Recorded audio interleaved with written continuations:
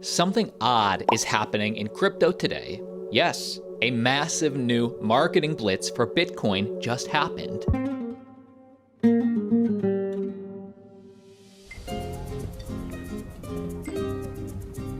You know what's interesting these days? Bitcoin. And I will share this with you, but just understand, this is not the first time a mainstream blitz, again for marketing, has marked a local crypto top. Remember, near the top of 2017, eToro released this. It was massive. But while many people thought, wow, finally the world will know about cryptocurrency, they'll probably onboard into eToro and crypto in general and finally start investing, Bitcoin's going to continue going up.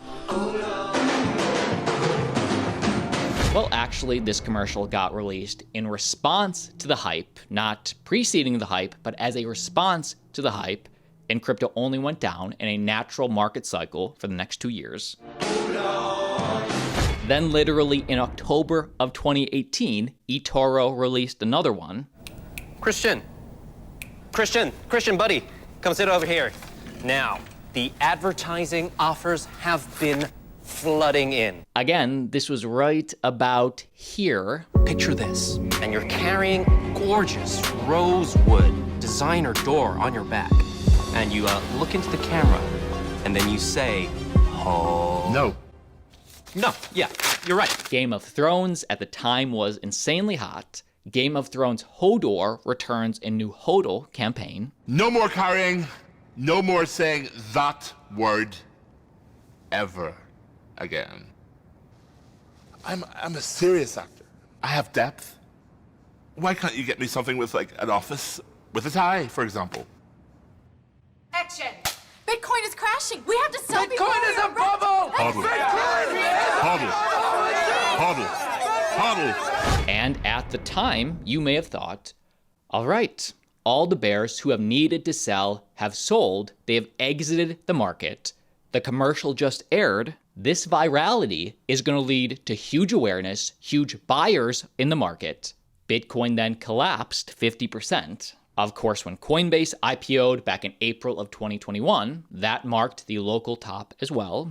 And yes, it wasn't technically a commercial, but it got just as much earned media and awareness. Bobby, let me just stop you right there. It has just opened up for trading. The opening print. The infamous crypto Super Bowl happened around here. It's a safe and easy way to get into crypto. I don't think so. And I'm never wrong about this stuff. Never. Again, that happened right here. But many of you were actually asking me, do I think this is a local top? As we've seen over and over and over again, because yes, Bitcoin as a financial product to invest in is now freely being advertised in the mainstream through the ETFs. You know what's interesting these days? Bitcoin. Look for Bitwise, my friends. I mean, simple, effective. This is obviously the most interesting man in the world from the old Dos Equis beer campaign. I want to get your thoughts on this down below in the comment section. Seriously, comment right now what you think. Let's get a little discussion going. Also, remember Coinbase just put out a big one. It's a system, Emma.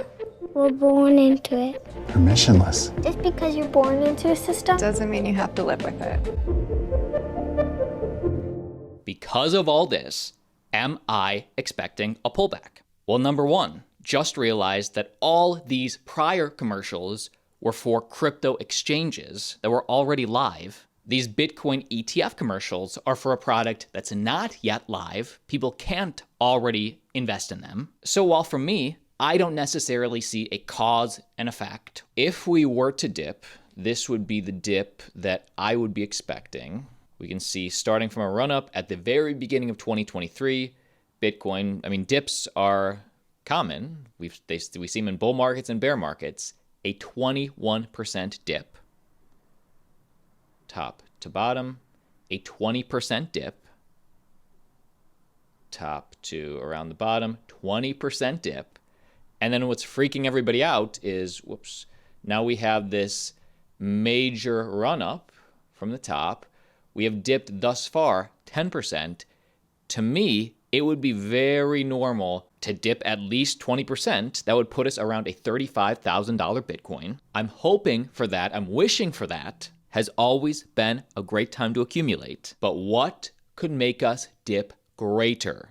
The Fed pivot from a few days ago, at least the verbal verification that they are ready to take rates back down. Begin dialing back the amount of policy restraint in place. That begins to come into view. This is the real unknown for me that can potentially move markets. If we look back historically, we understand the Fed's tendency to overshoot on interest rates, meaning we don't usually see a market recession until after the Fed has pivoted. Here may be the real reason the Fed has been forced to start the pivot. Remember that banking crisis that happened back in March that everyone suddenly stopped talking about? Well, the reason the crisis suddenly stopped was because of something the Federal Reserve created back in March called the Bank Term Funding Program, or BTFP for short. What this program effectively did was let banks take out loans for up to 1 year so that they could have liquidity. And by the end of March, the Federal Reserve loaned banks $60 billion, effectively averting the crisis from getting worse. And as a result, KRE, which tracks the stocks of regional banks, has since recovered 50% from its lows. It has to do with the banking crisis we saw last year. Now, the reason I'm telling you this is because the amount of loans given through this program is public information and they update it once a week. So out of curiosity, I went to check on it the other day, and that $60 billion in emergency funding has since doubled to $121 billion, with $7 billion just last week. Now, keep in mind, these are loans that are supposed to be paid back, and you would think that this number would be getting lower, not growing. Seeing this was definitely concerning, but I didn't think it was enough to warrant a video, so I just kept it in the back of my head. Fast forward to yesterday, and the head of the Federal Reserve, Jerome Powell, signaled that the Federal Reserve could cut interest rates sooner than anticipated.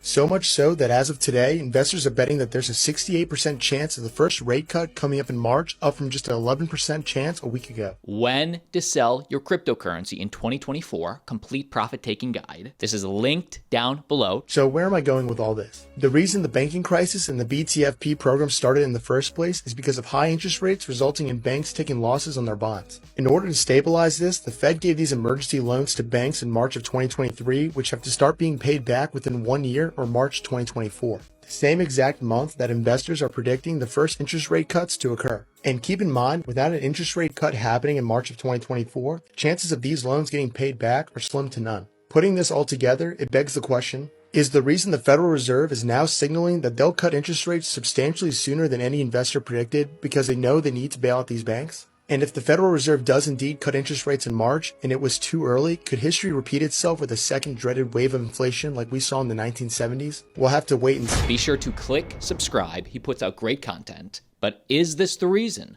why Fed Chair Jerome Powell has suddenly communicated a pivot and announced interest rate cuts? It is striking that the banks are continuing to obtain liquidity via the BTFP, even though long-term yields have fallen sharply. The Fed is trying desperately to not overshoot, not let history repeat, and kickstart a stalling market before we see another recession. It is a waiting game, so be sure to click subscribe. The minute I get more info, I'll keep you updated. We drop one video per day, keeping you informed. See you tomorrow.